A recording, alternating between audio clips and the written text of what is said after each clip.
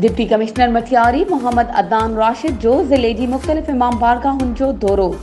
उन मौके ते SSP Matiari Mohammad Kaleem Malik, assistant commissioner Matiari Adeel Ahmed, administrator town committee Matiari Qazi Khairul Bashar, मुख्तियारकार मठियारी गुलाम मुस्तफ़ा शर समेत ॿिया लाॻापियल ऑफिसर साणस गॾु हुआ।